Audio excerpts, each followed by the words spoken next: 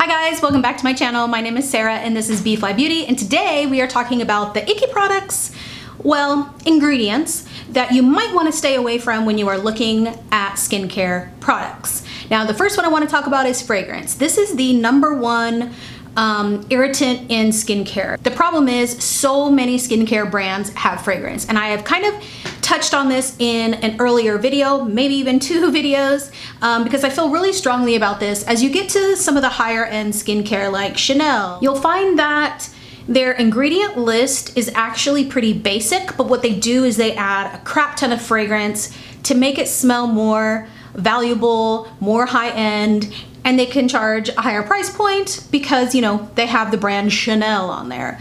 So just be aware of that when you are looking. Don't just purchase to purchase. If you do want to invest a lot of money in a skincare brand and a skincare product, make sure that you are investing your money in a product that is expensive because they blend a lot of amazing ingredients together, right? If you have a lot of money to spend, no judgment. If you would like to spend your money on a Chanel moisturizer, that's fine with me. Just make sure that you are informed about what you're putting on your skin and you're investing your money in what you want to invest your money in. Just remember that lower end doesn't mean crap. Okay? A lot of lower end skincare products are actually freaking fantastic. Look at the ingredient list. So the first one, like I said, is fragrance. I read somewhere online, I think it is actually Paula's Choice, but I will link it below. And they described it as getting sun damage. So you don't feel it at first, you don't see it at first. And that's the same thing with fragrance, right? We don't feel sensitized to it. It just feels good and smells good. And it's this luxurious experience. And then years down the road, we're getting contact dermatitis, we're breaking out with new acne spots. We get rashes, we get redness, we get dryness, and we don't know what it's from. We haven't changed anything. That's your skin getting sensitized now to the fragrance that you've been using for years. A lot of people, it will never bother. Sometimes it's okay to have a little fragrance in a cleanser, right? Because it's not staying on the skin long term. Again, you're gonna have to decide on your own. Do your own research. Does it bother you long term? It really is not a good thing. To me, it's like the number one thing that I look for to not have in my products. Along with fragrance is actually essential oils. Now, some essential oils are amazing, but especially on the face skin, it can be really, again, sensitizing, drying, irritating, and quite damaging to the skin, especially citrus oils. Again, do your own research, but really look for it to be at the bottom 1% when it comes to ingredient list, if you can take it on your skin. Okay, the next one is, I think you say Phenoxythenol. It's replacing parabens as a preservative. So I don't personally have an issue with parabens. I mean, I would rather them not have it in there just in case, but there really isn't a lot of science behind that.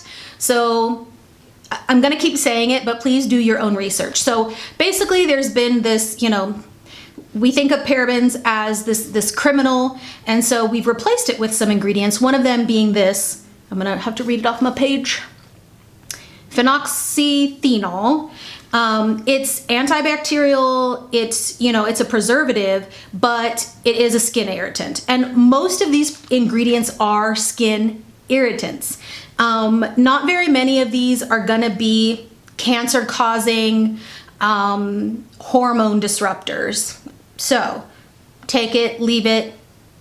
There is a little bit of research in babies affecting brain and nervous system. So look that up if you are around babies, and definitely do not use it on them. Next, we have the alcohols. There are some good alcohols. Some of the bad alcohols are SD alcohol, denatured alcohol. The problem with this is it makes your skincare feel really good, especially to oily people, right? It dries really quickly, it goes on thinly, it absorbs into the skin. But again, especially denatured alcohol, very drying, very stripping, and it can really damage the skin barrier. Sodium lauryl sulfate is, you know, like when you look at shampoos that say sulfate free, it's what makes things lather. And again, stripping to the skin, long-term can damage the skin barrier.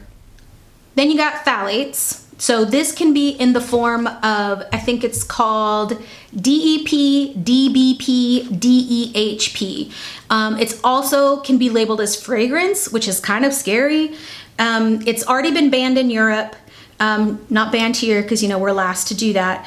This one is an endocrine disruptor, and there has been research that it does affect development. So if you can find products without that, you are on the right track. Then we have polyethylene glycol. This is a thickener, a softener, and it's in a lot of products. If you put it on broken skin, it can really cause irritation, even toxicity. At low levels, FDA says like 1% below, that it's totally safe. But in the end, it can actually speed up aging. So your choice there. Two more, we got propylene glycol, which is a humectant, and it's in quite a few products. This is not a super crazy one, but one to look out for if you might have sensitive skin. It is an irritant and has been known to cause some contact dermatitis. And then lastly, we have oxybenzone, octanoctate, and these are two chemicals that are in chemical sunscreen. So there's been research that shows that it can harm the Great Barrier Reef, coral reefs in general. And so in the end, they are saying that a physical sunscreen is better. There are chemical sunscreens out, especially in the Asian market, that do not have these products in them. The problem with physical sunscreen is it doesn't block from UVA and UVB, and chemical sunscreens can. So if you still like to use chemical sunscreens and you don't want to only use zinc oxide, look for some Korean brands. They tend to have some newer, safer ingredients. Again, in the end, you have to decide for yourself what you feel is safe for your skin, what you have seen work on your skin, and just be informed. Just try and be informed before you invest your money. So that's all I have for today. My cat is now in the video. Let's go ahead and just show her. Show your face. Anyways, guys, thanks a lot for watching, and I'll see you tomorrow. Bye.